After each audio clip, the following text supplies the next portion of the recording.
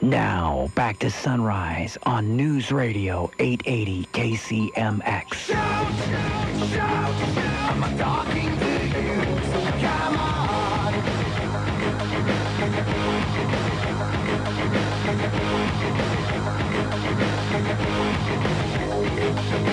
Shout!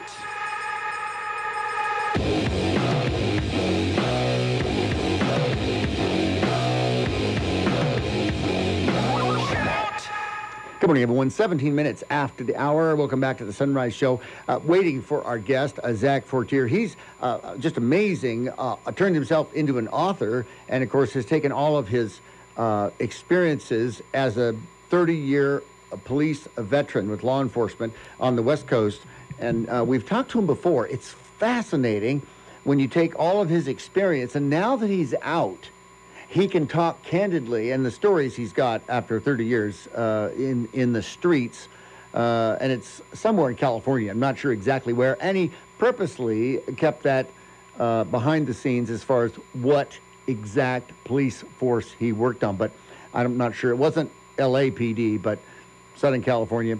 But interesting, though, with all the stories that he's written, and we had him on last time to talk about his Curb Check Reloaded, his Curb Check Reload, and you can go to his website, zachfortier.com. Fascinating, only from the standpoint of he barely got out alive. And the Street Creds was his second book, and then third book, Curb Check Reload, which is what I've got. And then he didn't realize that he was suffering from PTSD and the violence that it takes to work the street. And he got out and, of course, has made himself better now. And actually, the writing started as a therapeutic move. Pretty interesting. But this latest book, in fact, I talked to him last year on the show, and he was in the middle of doing the interview for the book he was writing about Raymond Washington, who's the undisputed creator of the Crips in Los Angeles. And it's just fascinating. Started, 69. And, of course, this was back in the riots. And when he was 12 years old, that first night of the L.A. riots, on his birthday, August 1960, would have been 65, because he was 12. He was born in 53.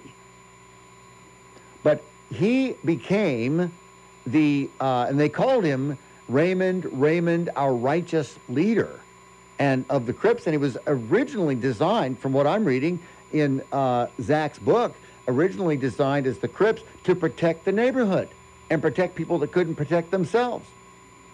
Much like the Black Panther Party was designed to do. The Black Panther Party was in Los Angeles, even, believe it or not, back in the 60s, offering free breakfast on Saturday mornings, I guess, for families to come out. And just fascinating when you talk about that. Let's get a call coming in. I think this may be it. Good morning. You're live on the Sunrise Show. Hello. I have Zach Fortier here for you. Excellent. Excellent. Thanks so much. Hey. Hey, Zach. It's Craig. How are you, sir?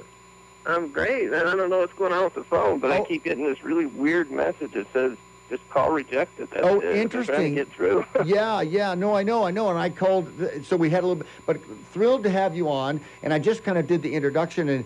And Zach, it's amazing, of course, your 30-year career in law enforcement on the West Coast, and what your most recent book, I Am Raymond Washington. I was able to read through it, and it was just interesting how Raymond Washington, he started this, I mean, when he finally started the Crips, 16 years old, right. and then it basically was in power for 10 years, and he was assassinated by someone of his own in 79. So from 69 to 79, from age 16 to age 26, but everything had transpired. He'd gone to prison for a couple of years. He had 3 children.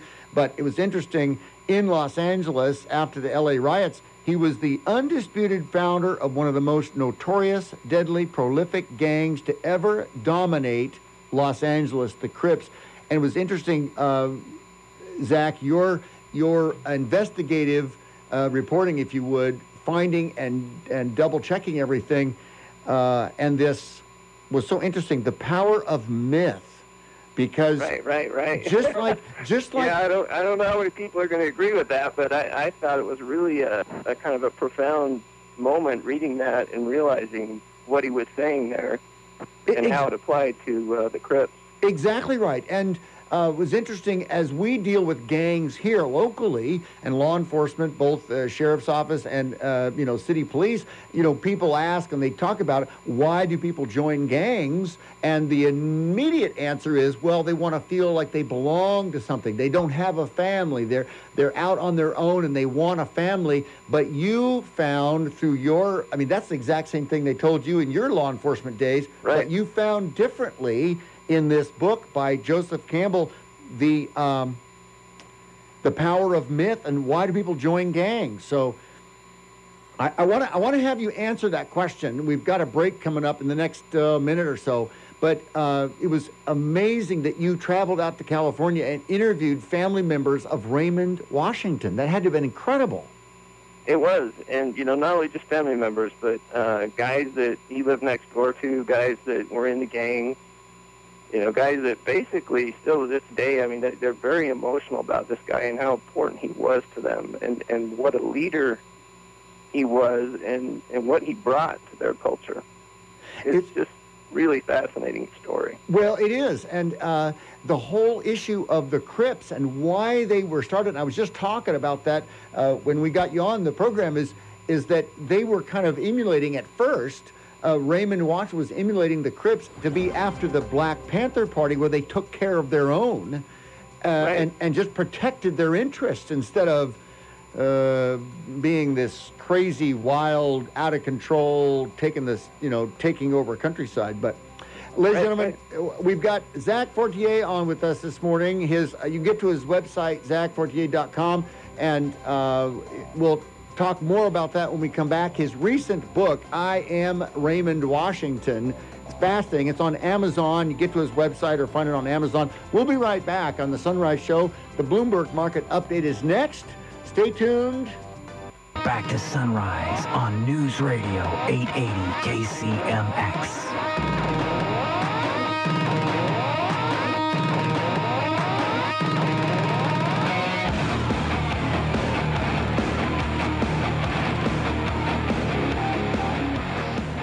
Good morning, everyone. Welcome back. 35 minutes after the hour. We're continuing with Zach Fortier, and his book, I Am Raymond Washington, is the next one in his, I wouldn't call it so much a series, but Zach, this is fascinating. Of course, a 30-year police career and retired. And, of course, we've talked about this before. We had you on related to you've done everything, gang, canine, yep. drugs, investigator, detective, the whole work.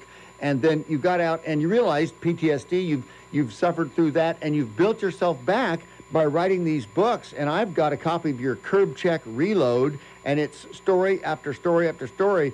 It's fascinating. And, of course, your other books, Curb Check, Street Creds, and Hero to Zero.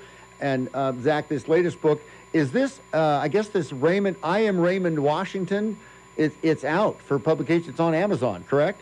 Right. It's ready for pre-order. The paperback is being finalized probably today or tomorrow, and then it will be out. Amazing. Well, then you traveled to California to get as much testimony and firsthand information as you could, and you went through this, and we were just talking about this before the break, the power of myth and why do people join gangs. So talk about this book by Joseph Campbell, and he finally answers it in the book he wrote, The Power of Myth. Because why do people join gangs, Zach? Well, the common misconception is, like you said, people think that the kids join gangs because they got bad families or whatever, which is really ridiculous because gang life is nothing like family life. It's brutal. Right. And it is basically warfare. And to think that you're joining because it's a family affair is just almost obscene. But I think the reality is that kids... And adults join gangs for the same reason. There's sports, there's MMA fighting, there's all this stuff. They need to be challenged. They need a sense of who they are and what they're capable of. And reading The Power Myth by Joseph Campbell, he makes these comments about what happens to a culture that loses its mythology, it loses its ethos. Right. Which basically is its code of conduct. It's unwritten code of conduct. And it just kind of hit me. It's like, wow. That's what's going on with this. Well, exactly. And you've been through law enforcement, and you mentioned in the book there's gang seminars and gang conferences throughout, and law enforcement and city officials are trying to understand this as they fight back.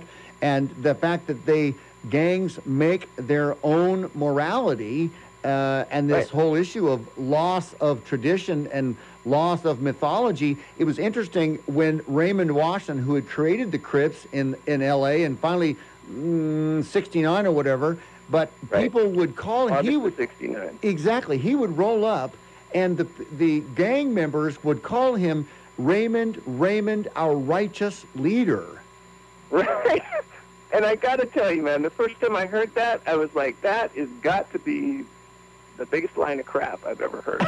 Exactly. I mean, I've worked gangs. I really was violently opposed to gangs. I mean, I've been in shootings with gang members, and to hear this was just like ridiculous.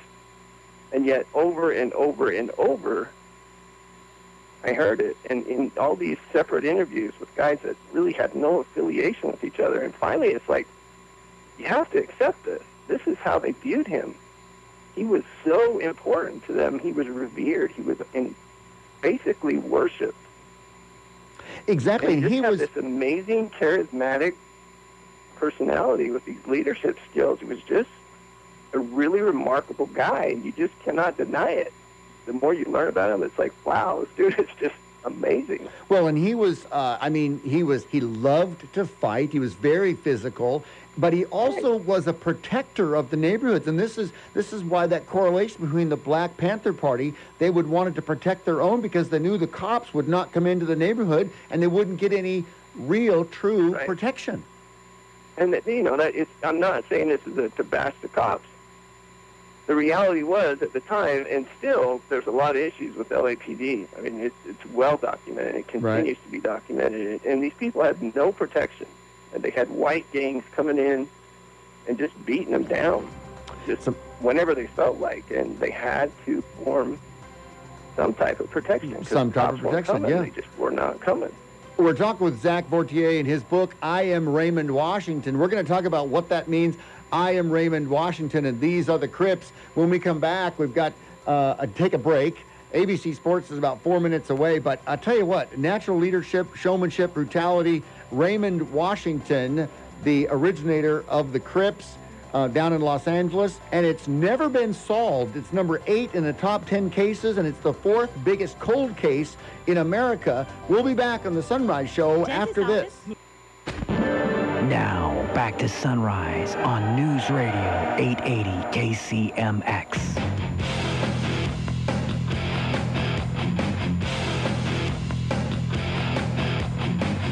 Swaying to the symphony of destruction. Good morning, everyone. 47 minutes after the hour, and holding author Zach Fortier over. You can get to his website, zachfortier.com, and his recent book, I Am Raymond Washington, and his other books. And what makes this so unique, Zach, I'm going to brag on you a little bit, is his 30-year in law enforcement and the fact he's done it all. And because he got out alive, even though he suffered from PTSD, because of the radical strain of dealing with the stories and the destruction of humanity up close and personal, having to pull his gunfights, the whole bit from call to call to call, and he's able to write about it in his books. And he's written Curb Check, Reload was the third one. Then, of course, he finished up with Hero to Hero, but started out with Curb Check and Street Creds, and now this book, I Am Raymond Washington. And Zach, these are drama in real life. I mean, language, stories. It is rated R, I can say that. And but this is Raymond Washington started the Crips. And here's what we talked about this. He's the undisputed founder of one of the most notorious, deadly, prolific gangs to ever dominate Los Angeles. Of course, he was 12 the night of the L.A. riots, and he was shot. We don't really know who it was, but never solved. Number 8 in the top 10 cases, the 4th biggest cold case, but yet he grew up as the protector, viewed as the righteous leader, and yet at the Lincoln Cemetery in Los Angeles, the landscaper tells you that they have the most visits ever 35 years after he was killed. Yeah, that, I mean, as a law enforcement guy and going into this, I was very skeptical. And to actually run into everybody I ran into, to do these interviews, like when you're done, there's just no denying what this guy was. And the fact that the cemetery itself, I couldn't find the grave. It's a big cemetery. And I finally gave up and went to the guys doing the grass, and I said, can you help me? He said, I doubt it, man. We've got thousands of graves here. Who is it that you're looking for? And I told him, he goes, oh, yeah, I know who he is. I said, what? He said, yeah, he gets visitors all the time. He's one of the most visited graves in the place. Now, he just walked beeline across the cemetery, knew exactly where it was, like spot on. He said, it's right there. Like, you're kidding me. Yeah, and the weird thing is, when he was 16 is where he coined the phrase the Crips, and he had 4 brothers and in Los Angeles. He died when he was 26. He was shot. One of his rules was never approach a car that you don't recognize, and he recognized the car, and he gets up close to the car, and he's shot with a shotgun, hits him in the stomach, and he dies an hour and a half later. But he's 26 years old, and the Crips, their population at this point is at some point 30,000 Crips all around the world. That actually was the number I got. That was just in the Los Angeles area. Yeah, just in Los Angeles. It went from 2 kids to 30,000. That is just an unimaginable growth to me, and that speaks to the fact that he developed this subculture that just resonated with the inner city and resonated with the people that, they wanted to be a part of, good or bad, life and death. And a lot of them died. They wanted to be a part of it. It gave them a sense of purpose. Exactly. Well, and here was the thing. You talked about in your book about this Geronimo Pratt, who was a Black Panther, and he was convicted and charged and convicted of a murder, and the FBI, you found, he was jailed for 27 years. The FBI destroyed evidence that would have cleared him. Right. They knew that he was innocent. They knew exactly where he was because he was under surveillance, and he could not have done the murder.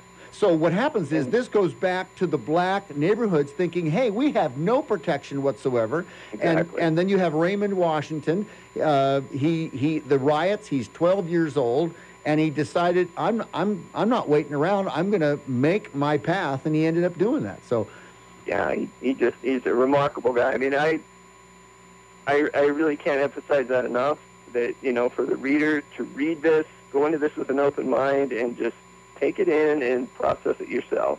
Do what I did.